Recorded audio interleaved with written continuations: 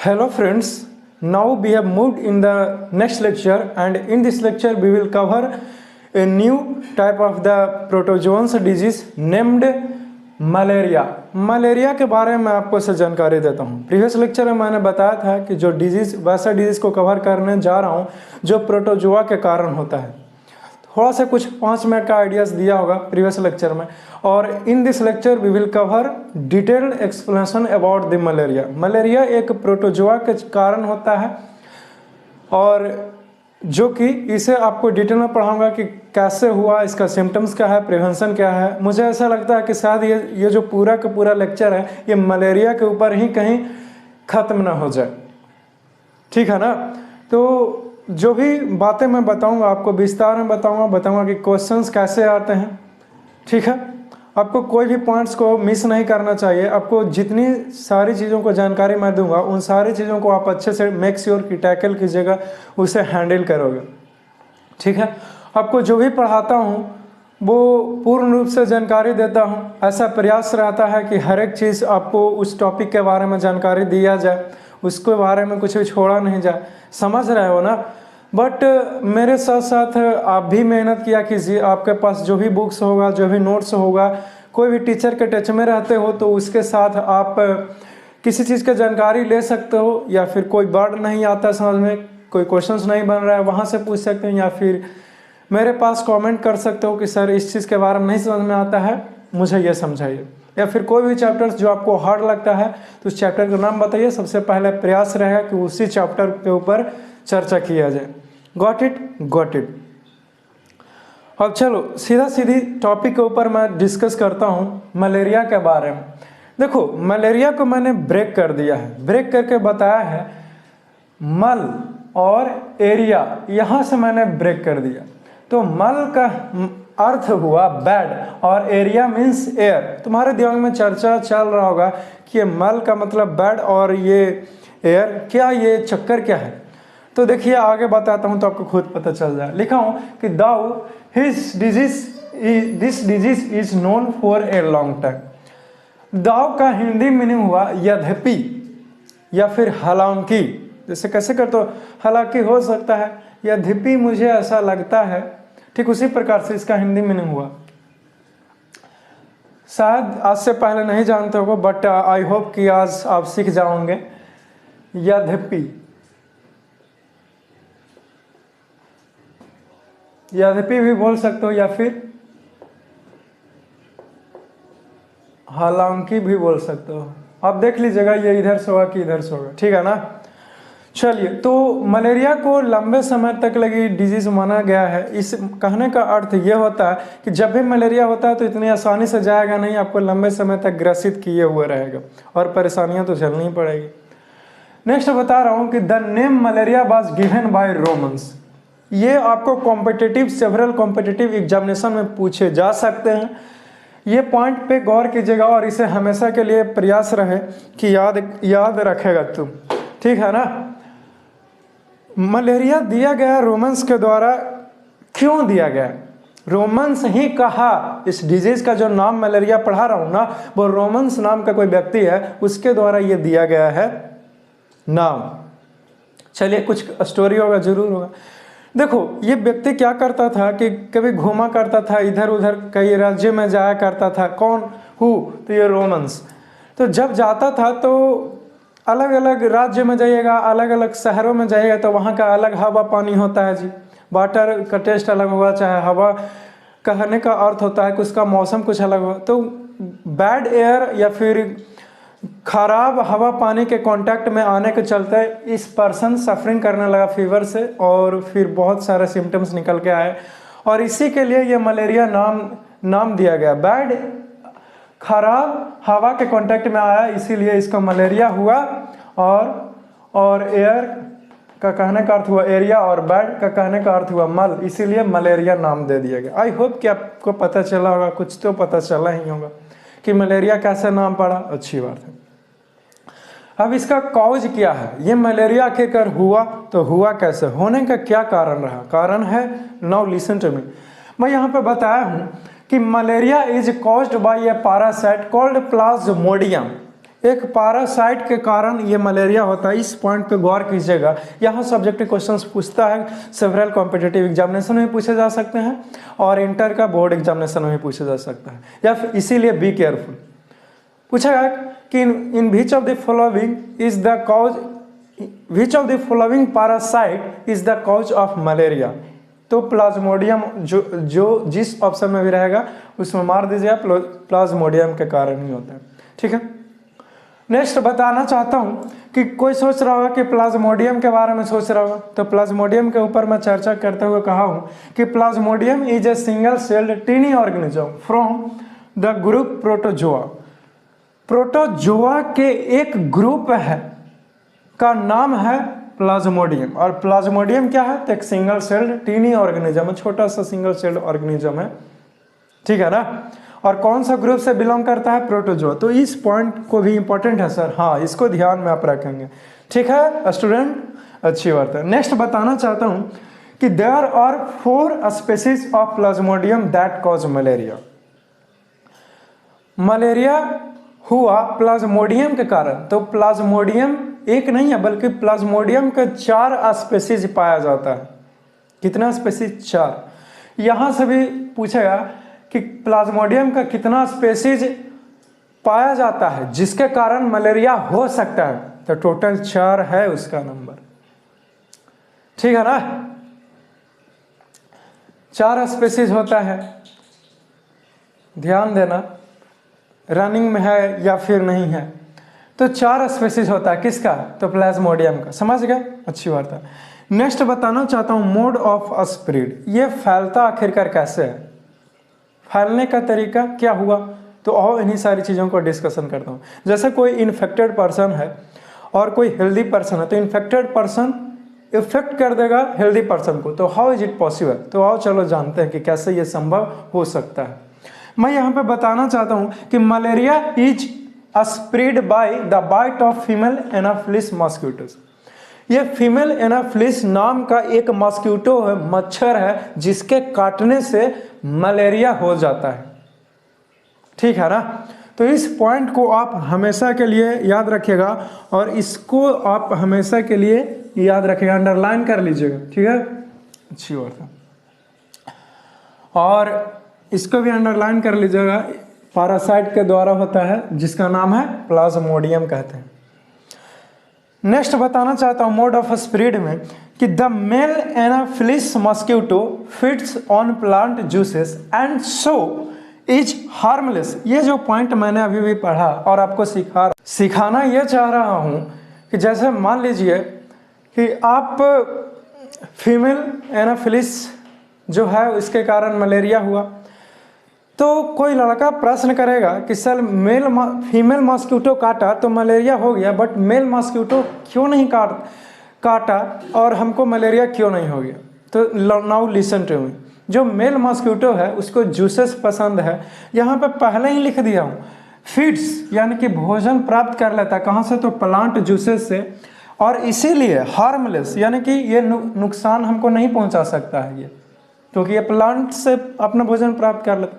लेकिन जो फीमेल होती है उसको चाहिए ब्लड, और तब जाकर उसको शांति मिलेगा। और वहीं आता है हमको बाइट करने के लिए, और फिर वो अगर उसको अंदर प्लाज्मोडियम का कैरियर है तो काटेगा और फिर हमको हो जाएगा, ये सलाइवा में होता है, फिर हमको मलेरिया हो जाएगा। इसीलिए कभी कहा जाता है कि जो खून पीने वाला काम है वो फीमेल मॉस्किटो ही किया करते हैं, और बाकी आप जानिए। ठीक है ना। नाउ नेक्स्ट बता रहा हूँ कि female anopheles transmits the malarial parasite from an infected person to a healthy person and acts as a carrier और वेक्टर ऑफ द डिजीज। ठीक है, यहाँ पे एक चीज़ गौर कीजिएगा, ये यहाँ पे कैरियर लिखा हूँ और फिर यहाँ पे वेक्टर लिखा हूँ, दोनों में कुछ अंतर है सर, हाँ अंतर है, जरा सा का अंतर है। अब मोड ऑफ स्प्रेड में क्या सिखा रहा हूँ, मैंने पहले बताया आपको कि जो फीमेल एनाफिलिस मॉस्किटो है वो काटेगा तो मलेरिया हो जाएगा, तो कैसे फैल रहा है आप समझ रहे हो, अच्छी बात है। बट कुछ और आपको जानकारी देने के लिए यहाँ पे मैंने इस लाइन में लिखा दिया, ठीक है ना। तो जो फीमेल एनाफिलिस नाम का मॉस्किटो है उसके पास प्लाज्मोडियम पैरासाइट होता है उसके सलाइवा में, और वो अगर हमको काटेगा तो ब्लड सक किया और सलाइवा मेरे ब्लड में आ गया और फिर हमारे अंदर प्लाज्मोडियम चला गया, फिर तरह तरह की चीज़ें होंगी और फिर हमको सिम्टम्स नज़र आएगा। तो उसके पास कैरियर है, यानी कि पहले से वो लिए हुए हैं और वेक्टर के रूप में भी काम किया। कौन? तो ये हमारा मॉस्क्यूटो। कैसे? क्योंकि वो मीडियम है, साधन है। मॉस्क्यूटो फैला रहा है, वो इसको काटेगा फिर उसको काटेगा फिर उसको फैलेगा, इस प्रकार से मलेरिया फैलता चला जाएगा। समझ है ना? अच्छी बात है। नेक्स्ट लिखा हूं कि monkeys act as a reservoir host, that is they may carry plasmodium but do not suffer themselves. इस लाइन पे ही गौर कीजिएगा, रिजर्वायर होस्ट, और इस पे इसको आप याद रखिएगा, ठीक है ना। मंकी जो है, मंकी के पास शायद प्लाज्मोडियम नाम का ये जो पैरासाइट उसको पहले से मौजूद हो उसके ब्लड में, ठीक है। बट मंकी को मलेरिया कभी हो ही नहीं सकता है। क्यों नहीं हो सकता, वो अलग ही कॉन्सेप्ट है, उसका इम्यूनिटी पावर ही उतना स्ट्रांग है, ठीक है। तो अब होगा क्या, फीमेल एनाफिलिस नाम का मस्क्यूटो वो मंकी को गया, मंकी के ऊपर जाकर के बैठ गई और वहां मंकी को काट लिया, वहां से ब्लड्स को सक कर लिया।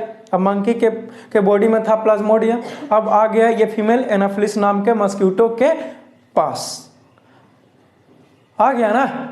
अच्छी बात है। तो अब होगा क्या, अब होगा ये कि वही मॉस्क्यूटो आया कोई मैन के ऊपर बैठ गया, सपोज दैट मेरे ऊपर ही बैठ गई और हमको काट लिया, बाइट कर लिया, तो अब वो प्लाज्मोडियम मेरे ब्लड में आ चुका है और मुझे मलेरिया हो जाएगा।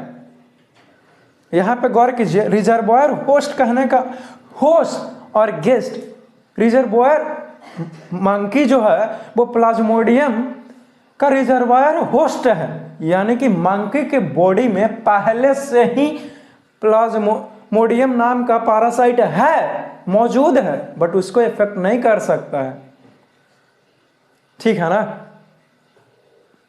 किसी भी कारण बस उसके बॉडी में आ गया, जरूरी है कि मस्क्यूटो के चलते ही आया, वो तो इधर उधर पेड़ पर भटकता रहता है, आ गया बॉडी में, तो मंकी से हमारे बॉडी में ट्रांसफर हो सकता है बट मंकी को इफेक्ट नहीं करेगा क्योंकि उसका इम्यूनिटी पावर बहुत स्ट्रॉन्ग है, गॉड गिफ्टेड, ठीक है ना। तो मंकी रिजर्वोयर होस्ट की तरह काम किया। रिजर्वोयर होस्ट नहीं समझा जी, अरे पहले से प्लाज्मोडियम उसके बॉडी में मौजूद है जी, तो that is the reservoir host, यानी कि रिजर्व है उसके बॉडी में प्लाज्मोडियम। तो आप इतनी सारी चीज़ों को नोट कीजिए ताकि मैं कुछ और जानकारी आपको मलेरिया के बारे में दे सकूं, ठीक है ना। तो इसे लिख लेगा, चलो लिख लिया होगा, मिटा देते हैं, चलो अच्छी बात है।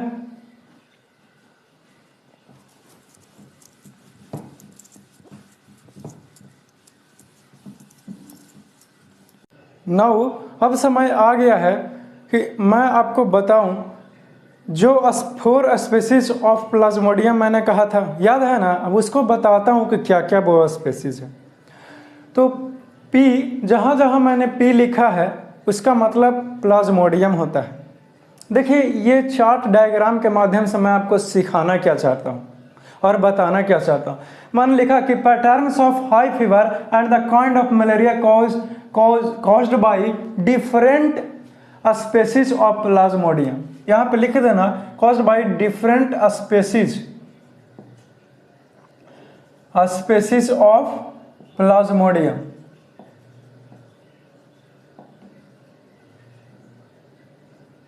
ठीक है ना, ये लिख दीजिएगा। अब नाउ लिसन टू मी, जो मलेरिया होता है तो इसको में बुखार होता है, इसमें तो किसी को शक नहीं है, नहीं है सर। तो आप सिखाना क्या चाहता है, मैं आपसे सिखा रहा हूं जो प्लाज्मोडियम के 4 स्पेसीज हुआ, वो 4 स्पेसीज जो है वो अलग अलग है एक दूसरे से, और चारों स्पेसीज में से कोई अगर एक स्पेसीज के चलते आपको मलेरिया होता है तो बुखार कैसा होगा, कितने समय तक होगा, और दूसरे कारण हुआ तो कैसा होगा, कितने समय। ठीक उसी तरह तीसरा और चौथा के बारे में जानकारी आपसे देता हूं, ठीक है ना। अब समझ गया कि मैं आपको बताना क्या चाह रहा हूं, अब समझ चुके हैं तो आप आसानी से सीख जाओगे। जैसे मैं लिखा हूं कि स्पेसीज ऑफ प्लाज्मोडियम, ये प्लाज्मोडियम का टोटल 4 स्पेसीज है, 1 2 3 4। क्या क्या नाम है जी, तो plasmodium ovale, plasmodium vivax, plasmodium malariae या फिर मलेरियाई। फिर लिखा हूं प्लाज्मोडियम फैल्सीपेरम, ठीक है ना, याद रहेगा, अच्छी बात है। फिर मैं बता रहा हूं कि kind of malaria it causes, जैसे अगर प्लाज्मोडियम ओवैली के चलते मुझे मलेरिया होता है तो कैसा बुखार रहेगा वो मैं बताना चाहता हूं। और फिर पैटर्न ऑफ हाई फीवर, यानी कि जितने भी स्पीसीज ऑफ प्लाज्मोडियम है तो इसके द्वारा बुखार कैसा हमारे बॉडी में होगा वो इसमें मैं लिख रखा है, ठीक है ना। फिर डिस्ट्रीब्यूशन, यानी कि कौन कौन सा हमारे देश के एरियाज में या फिर कहाँ कहाँ कौन सा क्षेत्र में सबसे ज़्यादा ये तरह तरह के ये स्पीसीज ऑफ प्लाज्मोडियम जो है वो लोगों को अफेक्ट करता है। कॉन्सेप्ट क्लियर है भाई, क्लियर है ना कि मैं आपको सिखाना क्या चाह रहा हूँ, अच्छी बात है, अब और अच्छे से जानिए। तो लिखा हूँ कि प्लाज्मोडियम ओवैली के चलते मिल्ड टर्सन में मलेरिया होता है, यानी कि हल्का सा बुखार रहता है, उतना कुछ डरने वाली बात नहीं है, ठीक है ना। High fever after every 48 hours, तकरीबन ठीक हो जाएगा, लेकिन फिर 48 घंटे के बाद बुखार चढ़ जाएगा, फिर 48 घंटे के बाद बुखार चढ़ जाएगा, इस तरीके से रिपीट होता है। सबसे ज़्यादा कहाँ हुआ तो वेस्ट अफ्रीका और साउथ अफ्रीका में हुआ है। क्लियर होता है, कॉन्सेप्ट क्लियर है। नेक्स्ट लिखा हूँ कि प्लाज्मोडियम विवैक्स के द्वारा काइंड ऑफ मलेरिया, कैसा मलेरिया होता है तो बिनिगन टर्सन में मलेरिया, यानी कि इससे थोड़ा सा और खतरनाक है, ठीक है। और जो बुखार है वो high fever after every 48 hours, यानी कि 48 घंटे के बाद तकरीबन बुखार जो है वो बढ़ जाएगा। ट्रॉपिकल एंड टेम्परेट जोन में सबसे ज़्यादा होता है ये। नेक्स्ट बताया हूँ प्लाज्मोडियम मलेरिया के द्वारा कौन सा होता है तो क्वार्टन मलेरिया, यानी कि 3-4 दिनों के बाद जो है वो रिपीट होता है, बुखार उतरेगा चढ़ जाएगा, उतरेगा चढ़ जाएगा। तो सबसे ज़्यादा जो कॉमन है वो यही है, ठीक है ना। लिखा हूँ कि हाई फीवर 72 घंटे के बाद तकरीबन बुखार उतर जाएगा, 72 घंटे के लिए, फिर 72 घंटे के बाद हो जाएगा, फिर उतर जाएगा, फिर 72 घंटे के बाद हो जाएगा, हाई फीवर हो जाएगा। और ऐसे लो रहेगा, मन भिरभिराल जैसे रहेगा, यानी कि वो लो फीवर का कंडीशन है, ठीक है ना,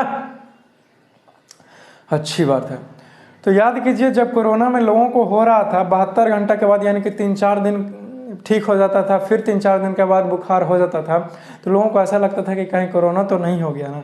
तो जिसको कोरोना नहीं भी हुआ होगा कोविड-19 के केस में, वो भी जाकर के एडमिट था और उसको सच में भी ही हो जाता था डर के मारे, क्योंकि संक्रमित हॉस्पिटलों में दौड़िएगा शायद वहाँ पे होगा वायरस बैक्टीरिया, एंट्री लेगा अपना हो जाएगा, है ना, वायरस के कारण होता था।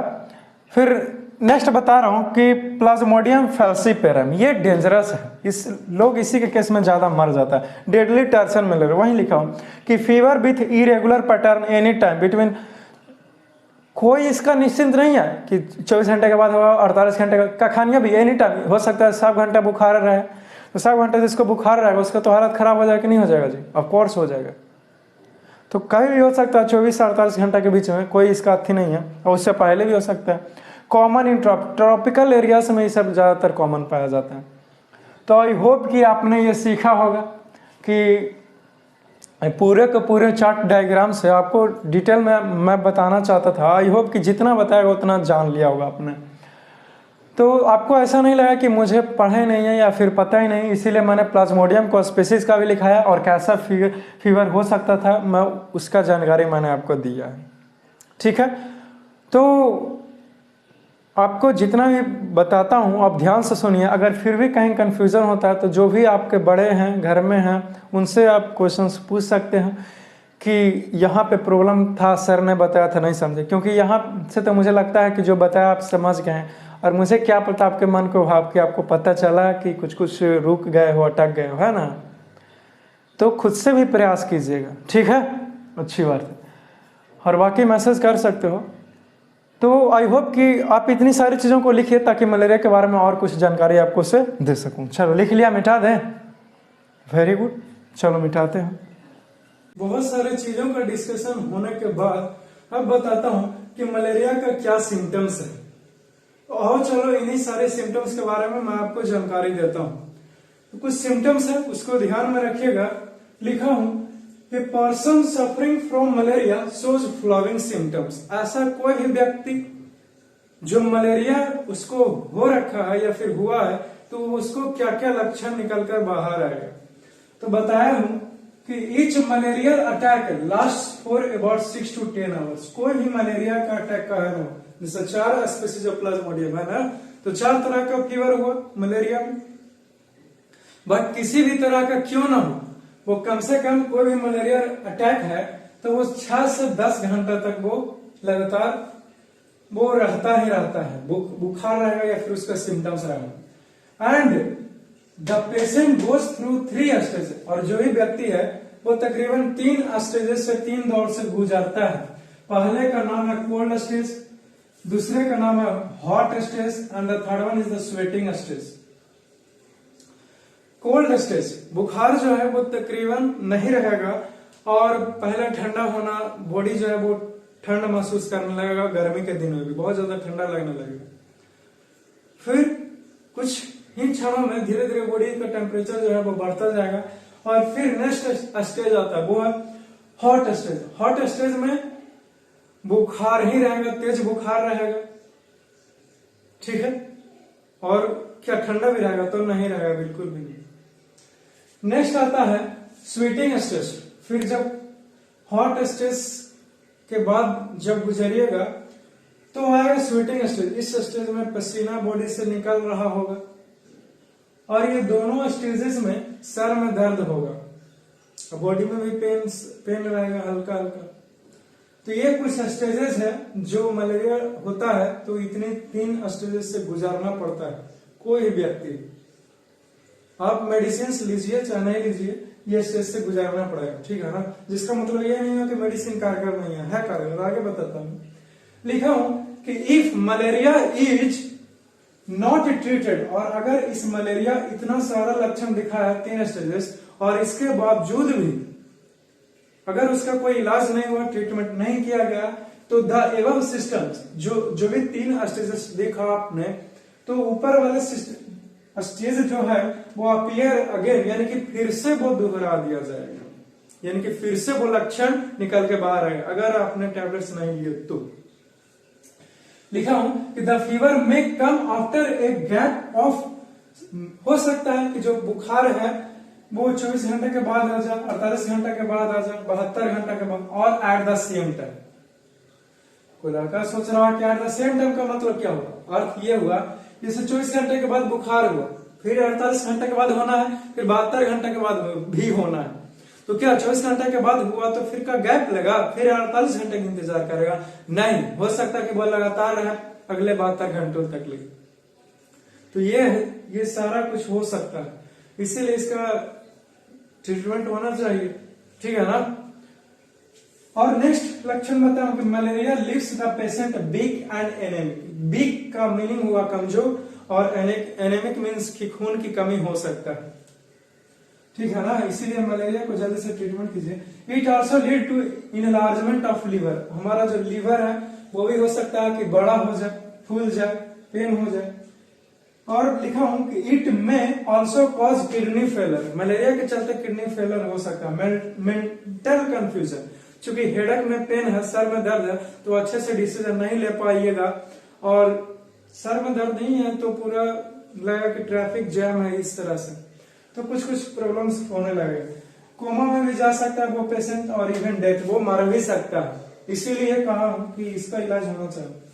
क्या इसको पता लगाने के लिए डायग्नोसिस है, उसका नाम है malaria can be diagnosed by the blood smear test. नाम है ये ऑब्जेक्टिव में आपसे पूछ सकता है, याद रखिएगा। ब्लड स्मीयर टेस्ट के टेस्ट से पता लगाया जा सकता है कि मलेरिया हुआ है या नहीं। एक प्रकार का ब्लड टेस्ट है, ठीक है। जो भी वो जांच कर रहा है वो आपको कर देगा, डॉक्टर लिख देगा, ठीक है। तो आई होप कि आपने इतनी सारी चीजों को सीखा होगा। कहीं कंफ्यूजन हो रहा है नहीं ना, चीजें समझ रहे हो। प्रिवेंशन के बारे में आपको से सिखाता हूँ कि किस तरीके से आखिर मलेरिया से बचा जा सकता है। कोई ऐसा तरीका नहीं है क्या? ऑफ कोर्स है, और चलो चर्चा करते हैं इन्हीं सारी तरीके के बारे में।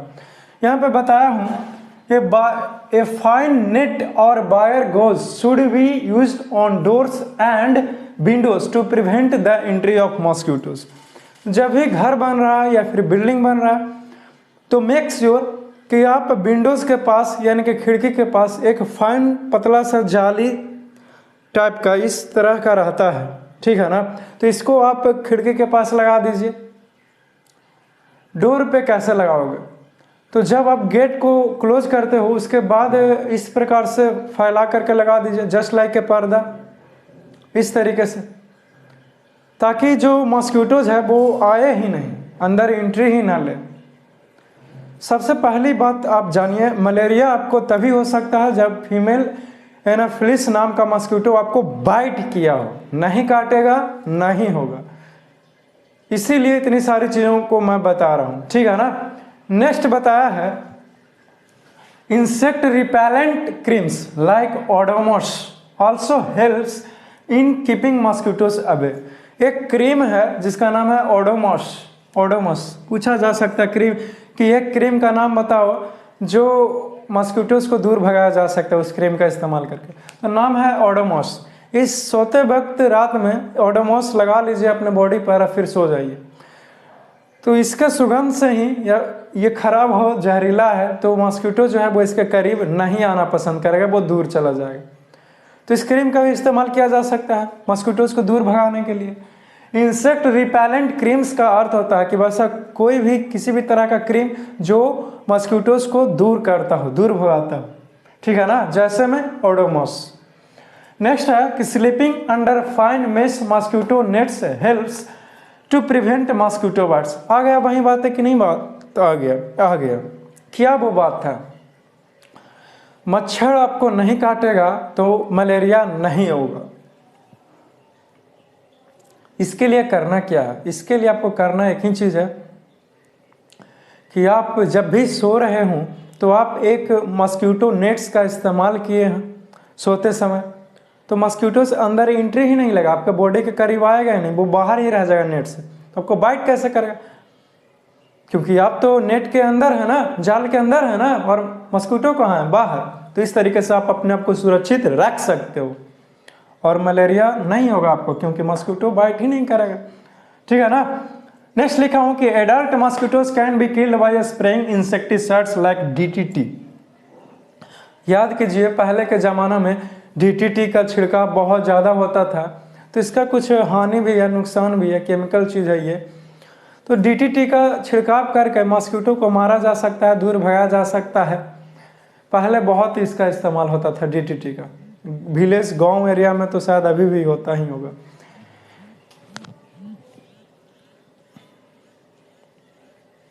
Any how, don't worry.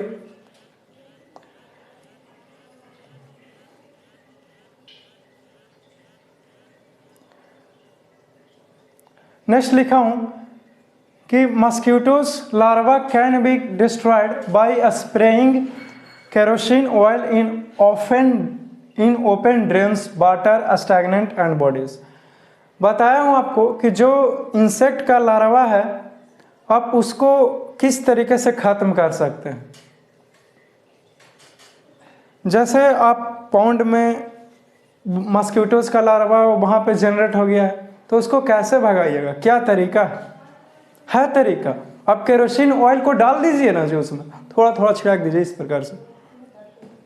जैसे कैसे किसान इस तरह से अपने खेत में लहराता फसल के ऊपर छिड़काव करता है, उसी तरह से मार देगा वो इंसेक्ट के लार्वा के, ठीक है ना।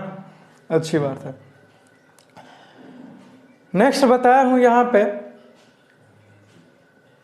कि another effective mean to kill mosquito larva is to introduce fish like gambusia.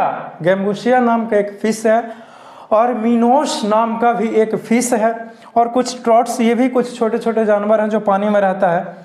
इसको आप उस वाटर में डाल दीजिए या फिर पालिए, तो ये क्या करेगा? मॉस्किटो का जो लार्वा है जिससे मॉस्किटोज बड़ा हो सकता है उसको मार देगा, ख़त्म कर देगा, मॉस्किटोज होगा ही नहीं, ठीक है ना।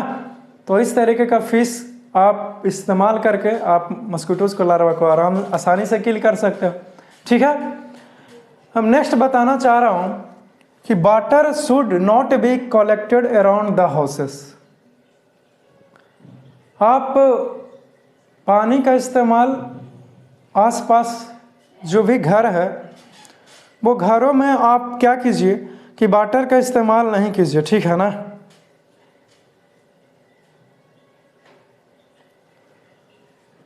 आप जैसे आप क्या करते हो कि जो घर है उस घर में आप वाटर को कलेक्ट कर देते हो जी इधर उधर, लेकिन आपको करना क्या है, आपको पानी जहाँ तहाँ नहीं रखना है, बाल्टी भर के लोटा भर के इधर उधर, ठीक है ना। आप इसका ध्यान रखिएगा। उससे होगा क्या, जहाँ पानी दिखेगा मच्छर वहाँ भिनभिनाते हुए चला जाएगा, लेकिन ड्राई एरिया पर, सूखे एंड क्लीन एरिया पे मच्छर बहुत कम आते हैं और ना के बराबर आएगा। तो आप इसका ध्यान दीजिएगा, क्लीनलीनेस के ऊपर भी ख्याल करना है। आई होप कि आपने सीखा होगा कि प्रिवेंशन इसको कैसे बचा जा सकता है, ठीक है ना। तो आप इतनी सारी चीज़ों को लिखिए ताकि कुछ और आपको बता सकूं, इसी मलेरिया के बारे में जानकारी दे सकूं। लिख लिया होगा, मिटा देते हैं। Late us talk about the control. अब ये मलेरिया को हम लोग कैसे, किस तरह से कंट्रोल कर सकते हैं, इन्हीं सारी चीज़ों के ऊपर मैं डिस्कस करता हूँ। तो मैं यहाँ पे लिख रखा हूँ कि malaria can B control by taking the drug quinone. Quinone नाम का एक ड्रग है जिसका इस्तेमाल करके मलेरिया के ऊपर काबू किया जा सकता है, मलेरिया को ठीक किया जा सकता है, ठीक है ना। फिर क्विनोन के बारे में और जानकारी देते हुए मैं बताया हूँ कि quinine is extracted from the bark of cinchona tree. Cinchona tree नाम का एक पेड़ है जिसके बार्क से, जिसका छिलका के मदद से हम लोग क्विनोन नाम के ड्रग को बनाते हैं, ठीक है। बट हुआ क्या स्टूडेंट कि बहुत ज़्यादा, जैसे आप अच्छे से समझ जाइएगा, जैसे कोई भी चीज़ किसी रोग को ठीक करना है, ठीक है ना, तो उसका एक टैबलेट ले रहे हैं। अब लेते लेते हमारा बॉडी जो है उस चीज़ को रेसिस्टेंस करने लगता है और मुझे एक टैबलेट से कोई फर्क नहीं पड़ता है, मैं सुरक्षित नहीं हो पाता हूँ। तो हुआ यही जिसका डर था कि क्विनोन का इतना इस्तेमाल किया गया हमारे बॉडी में कि मलेरिया का जो प्लाज्मोडियम था वो भी एकदम रेसिस्टेंट हो गया और फिर ये क्विनोन से भी ठीक नहीं होने लगा पेशेंट। तो ये बेकार अब हो गया टैबलेट। लेकिन जानकारी के लिए मैं बताया, तो अब क्या इस्तेमाल करते हैं, तो नाउ लिसन टू मी। अब इस्तेमाल करते हैं कि but now it is malaria is treated by other medicine, कुछ और दूसरा मेडिसिन है लाइक क्लोरोक्विन, मोस्ट इफेक्टिव, बहुत ज़्यादा असरदार है, और सल्फाडॉक्सिन नाम का भी टैबलेट्स है जिसका इस्तेमाल करते हैं इन दोनों ड्रग्स को मलेरिया के ट्रीटमेंट में। तो आप इसका याद रखिएगा कि अभी आज के दिनों में इसका इस्तेमाल होता है, पहले ये होता था। तो आप इसको भी याद रखिएगा कि क्विनोन जो है वो कहाँ से आता है, तो यहाँ से भी ऑब्जेक्टिव क्वेश्चंस पूछेगा, यहाँ से भी पूछेगा, तो कहीं से पूछे आप ये पेड़ का नाम इस्तेमाल कीजिएगा, ठीक है ना। अब पहले जो इस्तेमाल होता था क्विनोन का, और क्विनोन कहाँ से एक्सट्रैक्ट किया जाता है, quinine is extracted from the bark of cinchona tree. Concept clear होता है, क्लियर होता है। तो आप इतनी सारी चीज़ों को क्या कीजिए, लिख लीजिए ताकि मैं कुछ और आपसे बातें कर सकूं। तो चलो मूव करते हैं नेक्स्ट टॉपिक की ओर।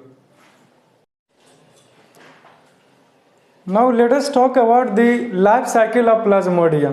देखिए, आपको मैंने सिखाया कि जो मलेरिया है वो कैसे होता है, उसका क्या काउज है, प्रिवेंशन, कंट्रोल, डायग्नोसिस, इतनी सारी चीज़ों को जानकारी दिया। ऐसा कुछ भी नहीं कि मैंने छोड़ा हो, बट अब मैं सिखाना क्या चाहता हूँ आपको। Now listen to me. यहाँ से एक बहुत ही इम्पोर्टेंट और बहुत ही अहम मुद्दा निभाएगा इसी मलेरिया को और डिटेल में समझने के लिए। प्लाज्मोडियम, मुझे पता है जी कि प्लाज्मोडियम किसी के बॉडी में गया तो उसको हो जाएगा मलेरिया, बट वो प्लाज्मोडियम बॉडी में जाने के बाद वो कैसे कैसे काम करता है, उसका लाइफ साइकिल कैसे है, कैसे कैसे वो हमारे बॉडी में क्या क्या किया तो हमको सिम्टम्स वगैरह सब दिखने लगा। तो डिटेल में थोड़ा सा बता रहा हूँ जानकारी के लिए, ठीक है ना, जान लीजिए। वैसे तो एनसीईआरटी में सब दिया नहीं हुआ, एक फिगर दिया हुआ, तो मैं फिगर के माध्यम से भी बताऊंगा, बट अभी आप जो भी मैं लिखा हूँ उसके अनुसार से समझने का प्रयास करते हैं। डोंट वरी, बहुत आसानी से समझोगे। But now listen to me. आपको घबराना कभी की जरूरत नहीं है मेरे होते हुए, ठीक है ना। तो देखो मैं क्या बताता हूँ, life cycle of Plasmodium. Plasmodium का लाइफ साइकिल कैसे कैसे काम करता है हमारे बॉडी में एंट्री लेने के बाद। जैसे मान लीजिए कोई मच्छर जो है वो मुझे बाइट किया, ठीक है, काट लिया, और उसके पास प्लाज्मोडियम था उसके सलाइवा में, तो हमको काटा किस लिए? खून को सक करने के लिए। तो ब्लड को सक करने के साथ साथ मुंह में उसका सलाइवा में जो भी था मलेरिया होने का जो भी प्रोटोजोआ था, पैरासाइट था, वो हमारे ब्लड में, ब्लड स्ट्रीम में आ गया कि नहीं आ गया? ध्यान से सुनना है, इसीलिए आराम आराम से बोल रहा हूँ। ब्लड में आ गया। अब ब्लड में एंट्री लेने के बाद क्या क्या होता है वो ये सारा कुछ लिखा हूँ जो मैं एक्सप्लेन करने वाला हूँ, ठीक है ना? तो आइए चलिए जानते हैं। लिखा हूँ कि following are the steps which is involve in the life cycle of Plasmodium.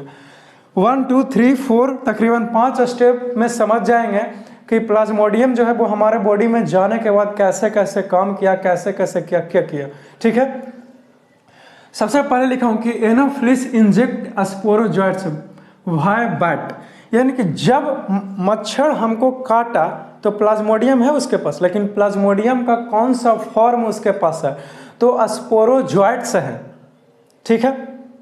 Plasmodium का एक फॉर्म है जो स्पोरोजोइट्स है, मच्छर के मुंह के स्लाइवा में। अब वो हमको काटा तो ब्लड में आ गया, ठीक है, आ गया। अब क्या हुआ कि sporozoites inter liver cells and infects. जब ब्लड में आया स्पोरोजोइट्स जो कि प्लाज्मोडियम का एक फॉर्म है, ध्यान से सुनना।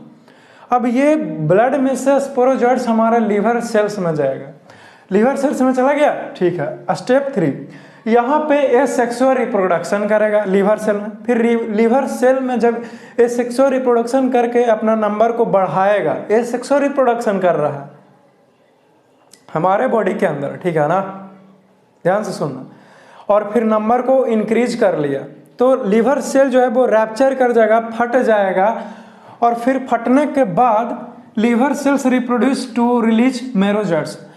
जब वो लिवर सेल में था स्पोरोजोइट्स, ठीक है, और वो रिप्रोड्यूस करके एसेक्सुअली नंबर को इंक्रीज किया, तो उसको मैं स्पोरोजोइट्स ना बोल के मेरोजोइट्स बोल दिए हैं। स्पोरोजोइट्स ना बोल के मेरोजोइट्स बोल दिए, अलग नाम दे दिए, ठीक है? किसी को समस्या है? नहीं ना, अच्छी बात है। अब देखिए क्या होता है। अब ये मेरोजोइट्स जो है वो हमारे आरबीसीज के अंदर एंट्री लेता है, आरबीसी के अंदर में रेड ब्लड सेल्स और रेड ब्लड कॉर्पल्सेल्स, ठीक है? अब आरबीसी में क्या होता है कि यहाँ पे एसेक्सुअल रिप्रोडक्शन होगा। अब जैसे ही एसेक्सुअल रिप्रोडक्शन होगा यहाँ पे,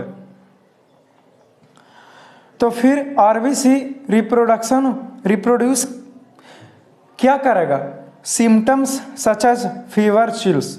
जब आरबीसी में एसेक्सुअल रिप्रोडक्शन हुआ तो हमारा जो बॉडी है वो मलेरिया का सिम्टम्स दिखाना शुरू कर देता है, बुखार लगना शुरू हो जाता है, चिल्स होने लगता है, वीकनेस आना, ये सारा का सारा कुछ होता है। लेकिन अब ये क्या मैंने किया है, यहाँ से मैंने इस तरीके से किया। ये पार्ट को आई होप कि आपने समझ गया होगा कि सिम्टम्स जो है वो हमारे बॉडी में कैसे शो किया, ठीक है? अब इसको समझने के लिए मेरी बातों को ध्यान से सुनिएगा। अब जैसे कि हुआ है क्या कि जैसे मैन यानी या फिर वोमेन रिलीज करती है ओवम, फीमेल गैमेटोसाइट्स और फीमेल गैमेट, और मैन रिलीज करता है male gametes, that is the sperm. ठीक उसी प्रकार से यहाँ पे क्या रिलीज हुआ है, सेक्सुअल 2 साइकिल चलेगा। ये सेक्सुअल साइकिल के थ्रू ये चीज हुआ, और यहाँ पे सेक्सुअल साइकिल भी चलता है, 2 साइकिल चलेगा। ये सेक्सुअल साइकिल समझ गया, और फिर सेक्सुअल साइकिल चलेगा। तो सेक्सुअल साइकिल चलने के लिए तो हमारे पास गैमेट्स होना चाहिए ना, मेल और फीमेल गैमेट। हाँ बिल्कुल, यस। तो मेल और फीमेल गैमेट यहाँ पे है, ब्लड में ही है, ठीक है ना, ब्लड में ही है। अब क्या होगा यहाँ से कि गैमेट्स गोज इनटू एनाफिलिस। अब हमारे ब्लड में ही है गैमेट्स, मेल और फीमेल गैमेट्स, लेकिन किसका? तो स्पोरोजोइट्स का, जिससे स्पोरोजोइट्स बन सकता है। तो जो मेल और फीमेल गैमेट्स हमारे बॉडी में ही है, ब्लड में ही है। अब वापस से कोई दूसरा मच्छर आएगा, हमको काटा, तो किस लिए? तो खून को पीने के लिए। तो उसी खून के साथ साथ मेल फीमेल गैमेट्स दोनों चला जाएगा मस्कीटो के अंदर में।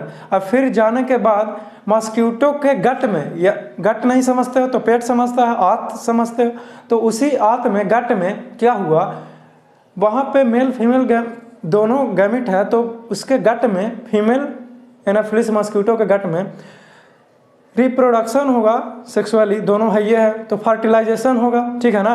अब फर्टिलाइजेशन होने के बाद जाइगोट निर्माण होगा, और फर्टिलाइजेशन हुआ, जाइगोट निर्माण हो, तो जाइगोट जो है वो डेवलप कर जाएगा स्पोरोजॉइट्स में, स्पोरोजॉइट्स में डेवलप कर गया गट में, किसका, तो फीमेल एनाफिलिस मस्कीटो के गट में। अब फिर ये गट में नहीं रहेगा, फिर ये माउथ में आ जाएगा, मस्कीटो के माउथ में, और फिर यही मच्छर जो है वो किसी दूसरे व्यक्ति को जाएगा, काटेगा, और फिर उसको भी मलेरिया हो जाएगा, और फिर उस व्यक्ति में क्या वो इंजेक्ट करेगा, तो स्पोरोजॉइट्स इंजेक्ट करेगा, फिर वो स्पोरोजॉइट्स उसके व्यक्ति के लीवर में जाएगा, फिर एसेक्सुअल रिप्रोडक्शन करेगा, लीवर सेल ब्रस्ट करेगा, मेरोजॉइट से फिर आरबीसी में जाएगा, एसेक्सुअल रिप्रोडक्शन होगा, फिर सेक्सुअल रिप्रोडक्शन भी होगा, एसेक्सुअल में आरबीसी में वो रिप्रोडक्शन करेगा, फिर सिम्टम्स दिखाना शुरू कर देगा मलेरिया का। फिर सेक्सुअल रिप्रोडक्शन साइकिल में गैमेट्स दोनों प्रोड्यूस किया है, ओवम और स्पर्म भी है, तो फर्टिलाइजेशन वगैरह सब होगा, ठीक है ना, फीमेल एनाफिलिस मस्कीटो के गट में। तो इतने सारी चीज़, फिर से उसको सलाइवा में जाएगा, फिर यही चीज़ होते रहेगा। तो this is the life cycle of plasmodium, that how takes place, या फिर क्या होता है जो मैंने आपको समझा दिया। आई होप कि आपने समझोगे इजिली वे में, अगर नहीं समझो तो फिर। Now listen to me. अब देखिए मैं आपको सिखाना चाहता हूँ, ये जो डायग्राम देख रहे हो ये एनसीईआरटी में आपका दिया हुआ है, ठीक है ना। और देखिए इसमें ये फिगर के माध्यम से समझा देता हूँ जो भी मैंने ये पीछे आपको बताया है लाइफ साइकिल ऑफ प्लाज्मोडियम। अब इसको आप साइड में रखिए और इसके थ्रू मैं आपको समझाता हूँ। क्लियर है? क्लियर है। अब देखो होता क्या है, अब देखिए ये मच्छर ने मुझे बाइट किया, तो इसका सलाइवा में, इसका मुंह में ये स्पोरोजॉइट्स था जो हमारे ब्लड में गया। अब ये ब्लड में जाने के बाद ये फिर ये लीवर सेल में जाता है स्पोरोजॉइट्स, और यहाँ पे क्या करता है, ये सेक्सुअल रिप्रोडक्शन करता है, ठीक है ना। अब ये सेक्सुअल रिप्रोडक्शन करता है तो ये लीवर सेल में ज़्यादा हो जाता है, तो फिर ये ब्रस्ट कर जाते हैं, फट जाता है। ब्रस्ट का हिंदी मीनिंग होता है फटना, तो फट गया तो अब होगा क्या, तो अब ये स्पोरोजॉइट्स जो मैं बोल रहा था वो स्पोरोजॉइट्स ना बोलकर वो मेरोजॉइट्स का नाम देते हैं। अब फिर वो क्या हो गया कि यही मेरोजॉइट्स अब आरबीसीएस में हमारा क्या होता है, एंट्री लेता है, ठीक है। अब आरबीसीएस में क्या होता है कि सेक्सुअल रिप्रोडक्शन होता है, और फिर हमारा जो बॉडी है वो लक्षण दिखाने लगता है, किस चीज़ का जी, तो फीवर का, बुखार का, जैसे मलेरिया का लक्षण दिखाएगा, बुखार लगना, ठंडा लगना, जाड़ा बुखार, ये सब जो भी हो व्हाटएवर। और यहीं पे मैं समाप्त कर देता हूँ आरबीसीज में जो सेक्सुअल काम हुआ उसको, ठीक है ना। अब यहाँ पे क्या होता है कि यहाँ तक समाप्त होता है किस चीज़ का भाई, तो ये सेक्सुअल रिप्रोडक्शन जो हुआ आरबीसीज में जो लक्षण दिखाया यहीं तक समाप्त हो गया उसका सेवा, ठीक है। अब यहाँ पे सेक्सुअल काम हो रहा है इधर।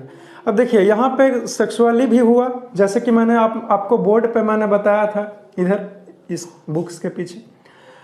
अब देखिए अब सेक्सुअल रिप्रोडक्शन में क्या होगा कि ये जो उसको मैं मेल गैमेट और फीमेल गैमेट दोनों प्रोड्यूस किया है।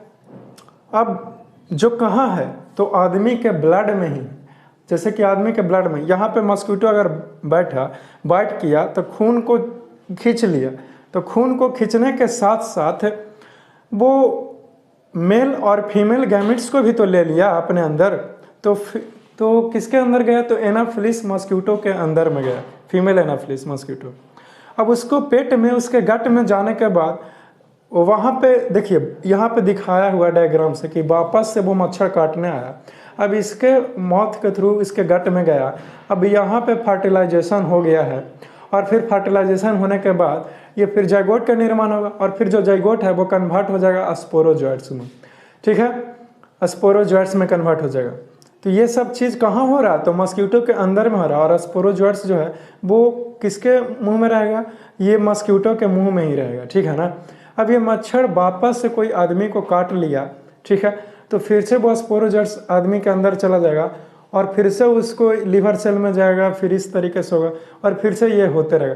तो यही है stages in the life cycle of Plasmodium. जो कि मैंने इस फिगर के माध्यम से समझा है, जो कि एनसीईआरटी में दिया हुआ कलरफुल है, और फिर मैंने आपको बोर्ड पे भी बताया है। तो आई होप कि आपने इसके थ्रू अच्छे से समझा होगा। आई होप कि आपको जो मैंने फिगर के माध्यम से समझाना चाहता था उसे आपने अच्छे से सुना होगा, अच्छे से समझ में आया होगा, ठीक है ना। तो ऐसा कुछ भी नहीं कि जो भी आपको बताने लायक चीज़ें थी वो मैंने नहीं बताया, उससे ज़्यादा ही बताया। और क्वेश्चन सोल्व कीजिए, कहीं से भी आपसे प्रश्न जरूर बनेगा। और अगर नहीं बनता है इसका मतलब कि आपको याद नहीं है, और अगर याद नहीं है तो मैंने जो लिखाया है वो नोट्स को उलट के देखिए कि सर ने कहाँ बताया। और अगर आपके पास एनसीईआरटी बुक्स है तो बहुत अच्छी बात है, उस एनसीईआरटी के बुक्स को क्या कीजिए, आप पढ़ा कीजिए टाइम टू टाइम, ठीक है ना। और बाकी मैं तो यहाँ पे आपको सिखाते ही रहूँगा, बताते ही रहूँगा, बट कभी कभी मेरे साथ साथ आप भी मेहनत किया कीजिए, जैसे मैं आपके लिए काम करता हूँ, है ना, ताकि अच्छा रहेगा, समझने में आपको कोई कष्ट नहीं होगा, ठीक है। तो फिर से आपके साथ मुलाकात होते रहेगा, और भी कुछ चीज़ों को डिस्कस करूँगा मैं। तब तक के लिए बस मुस्कुराते रहना, ऐसे ही दोस्तों के बीच में हंसते रहिए। And love you all, take care.